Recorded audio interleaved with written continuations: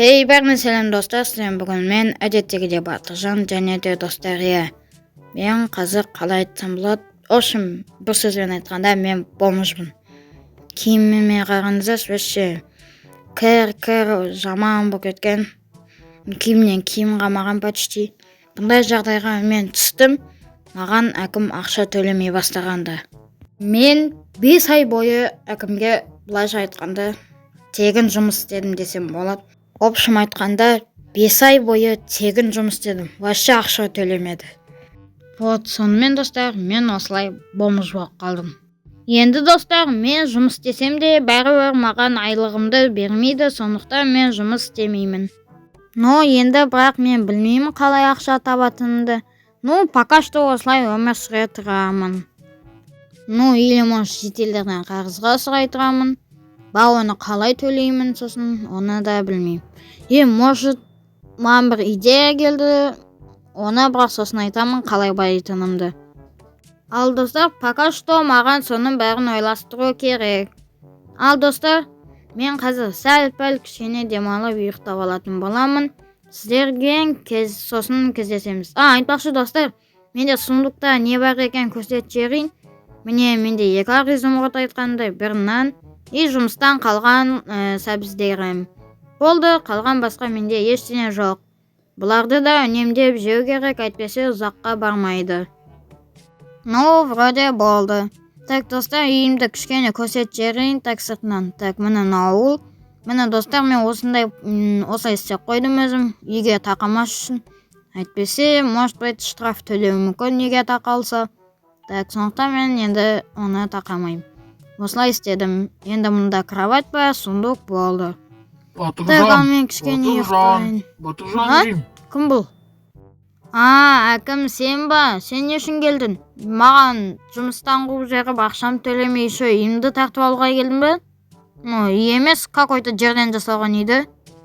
Жоға қайдағы Батыржан, міне сундукты ашып қарасаң, соңғы 5 айлық нем бар, ақшам.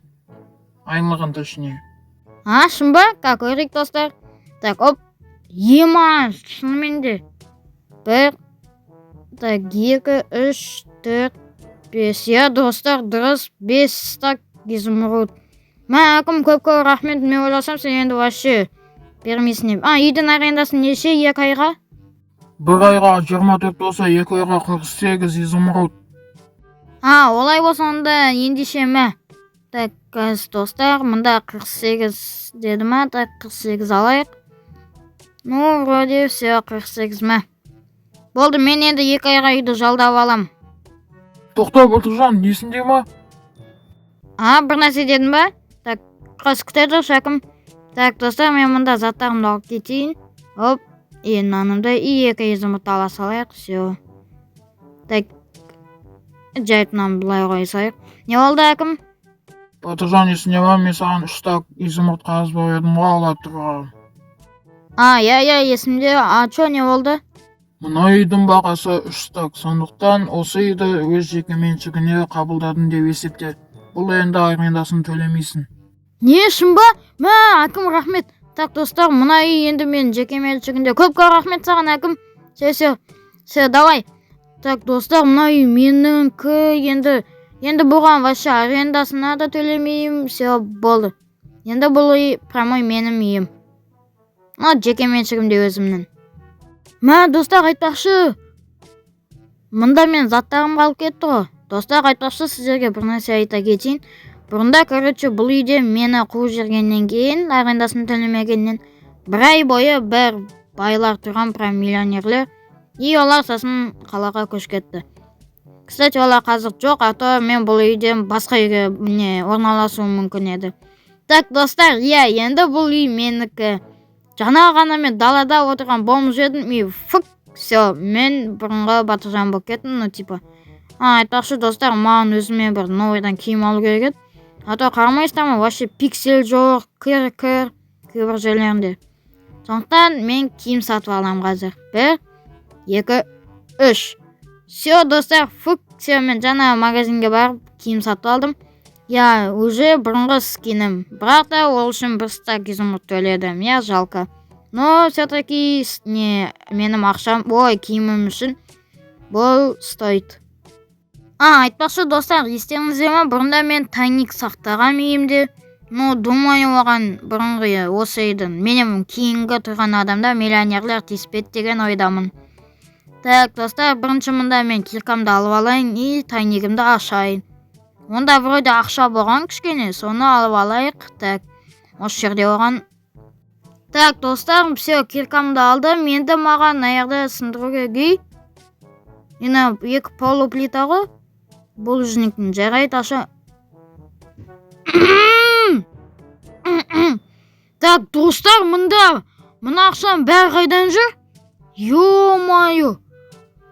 Мынандай ақша менде болмаған негізі, сондықтан бір. Ары кетсе максимум 2 стак немесе 1 стак болу керек. Мында болса 18 ба, 20 ма стак. Ё-майо. Достар, мынандай ақшамен тіпті мен миллионер емес, миллиардер болам ғой. Жайт бірақ не полуплита қойылды. Так, достар, енді мынаны аламыз. И болды, все. Ана өртенбей қалды қайта. Жайт осылай тұра берсін. Так, достар, бізде мына ақшаны енді қалай қабылдаймын? Менде деген 20 немесе 18 стак. Бұл ақшаны не істеймін енді? Мен миллионермін, достар. Жоқ, миллиардер шығармын. Так, мұны далаға шығайық бірінші. Ешкім жоқ па? Ешкім жоқ екен, достар.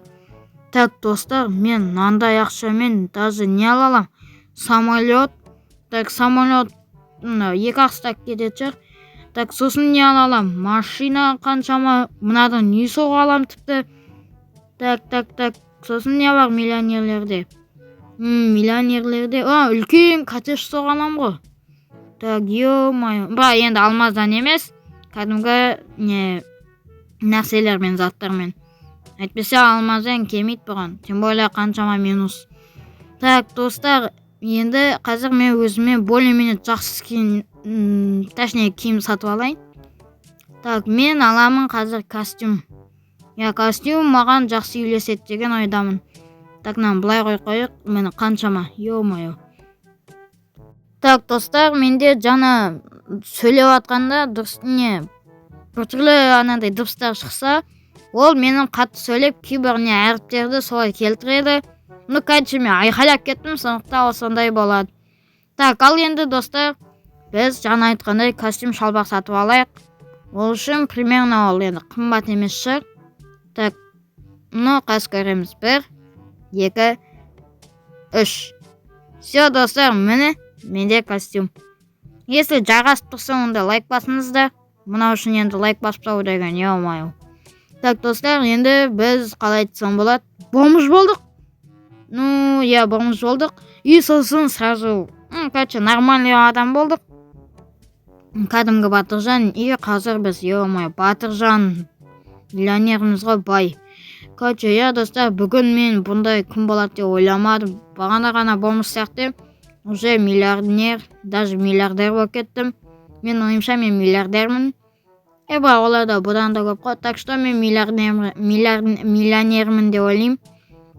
Айқайлап, достар, уже тамағым да ауырып кетті. Мен прям таң қалдым, прям қалай айтсам болады, жеткізе алмаймын. Так, бізде 20 стак екен, достар, 20 стак болды.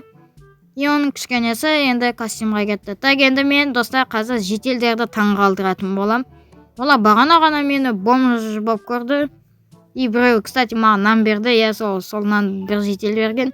Қазір мен оған даже нан емес, полный нан зауытын ашып бере алам. Так, достар, енді айтпақшы, әкімге мынаны көрсетсем, ол точно таң қалады. Ал, достар, сіздермен бүгін болған мен Батыржан. Сәлем, сау болыңыздар. Айтпақшы, достар, бүгінгі біздің видео ұнаса лайк басып, арнаға тіркелуді ұмытпаңыздар.